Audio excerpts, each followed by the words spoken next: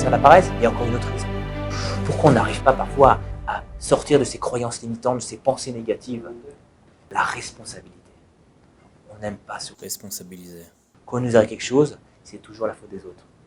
Des parents, des ancêtres, de l'école qui m'a bousillé, mes amis, j'ai toujours mon entourage était mauvais. On a toujours des excuses pour mettre la faute sur les autres.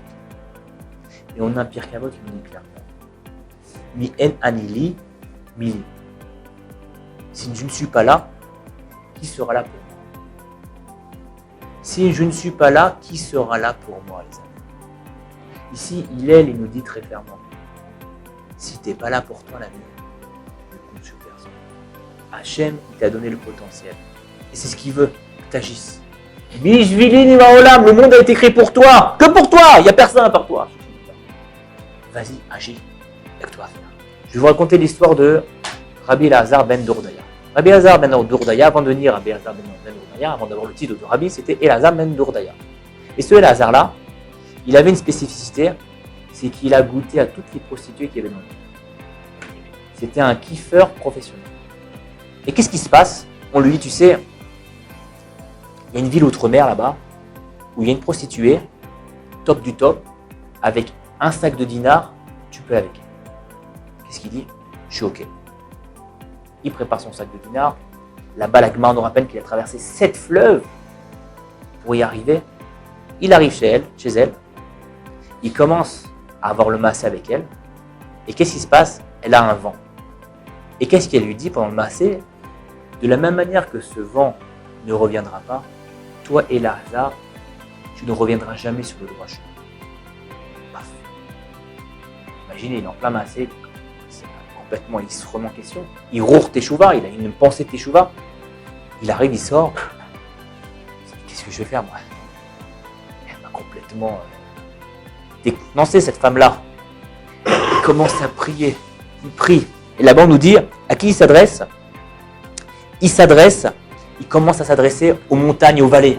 Montagnes et vallées, s'il vous plaît, priez pour moi. Faites quelque chose au ciel, devant Akadosh Baruch Hu, pour que je sois sauvé. Qu'est-ce qu'ils répondent, les montagnes et les vallées? Non, mais écoute, on a assez de problèmes. Déjà, on prie pour nous avant de prier pour toi. Ok.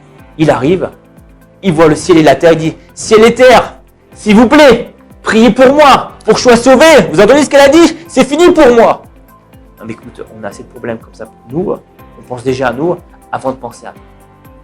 Il s'adresse au soleil et à la lune. Il dit, soleil et lune, s'il vous plaît, priez devant Hachem pour qu'il me sauve, pour que j'ai une porte de sortie. Et là, il dit, écoute, nous, on a ces problèmes. On pense à nous déjà, pensez à nous. Et là, à ce moment-là, il dit, bon, je peux compter sur personne. Il met sa tête entre les genoux, il pleure, un point qu'il en meurt. Et là-bas, il y a une batte colle, il y a une voix céleste qui sort, il dit, Rabbi Elazar ben Dourdaya est invité dans la vie au Olam Haba, au monde futur. Ici, Rabbi Elazar ben Dourdaya, il a compris une seule chose. Si je ne suis pas là pour moi, personne ne sera là. Si moi maintenant je veux changer, je peux compter que sur moi. Si moi maintenant je veux devenir quelqu'un de meilleur, je peux compter que sur moi. Si demain moi, je veux devenir ce que je vais devenir, j'ai des projets dans mes midotes, au niveau spirituel, au niveau matériel, ici on t'apprend une seule chose. Ça ne vient que de toi. Il n'y a que toi qui pourras réussir. Si on n'a pas la émuna que seul nous-mêmes puissions changer, on ne pourra compter sur personne. On ne pourra rien faire.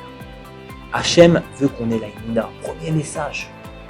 Au moment où tu as fait la Brit Mila, on t'a dit clairement, regarde, de la même manière que au moment où tu fais la Brit Mila, ton corps tu le rends parfait, toi aussi tu peux devenir parfait. Ton esprit peut devenir parfait. Tu as les mains, tu as les compétences, tes actions, tes aptitudes. Tout dépend que de toi, la vie. Tout dépend que de toi. Et chacun d'entre nous remarquez, à partir du moment où on va dans cet élan-là, il y a des opportunités qui s'offrent à nous. Déjà, la première opportunité que je peux vraiment voir, c'est chacun d'entre vous, regardez, vous êtes avec Shiva. On expliquait au début, on dit, regardez combien de jeunes qui ont terminé le bac, qui ont fini leurs études, qui ont commencé la vie active, sont venus à la Shiva. On les compte sur les doigts du monde. Vous avez eu l'opportunité de faire ce choix, d'avoir le ratson, la volonté de vouloir changer.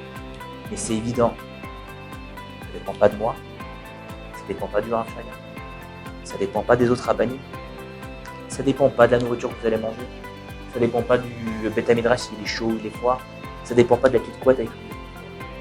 Ça dépend que de vous. La réussite est entre vos mains. On dit qu'un homme qui rentre dans des Torah, il peut dépasser même le niveau des anges. Vous n'êtes pas seulement le roi du monde, vous êtes le roi des mondes. Que Dieu vous bénisse, n'oubliez pas que Shbuchou il est là pour vous aider et pour vous aimer.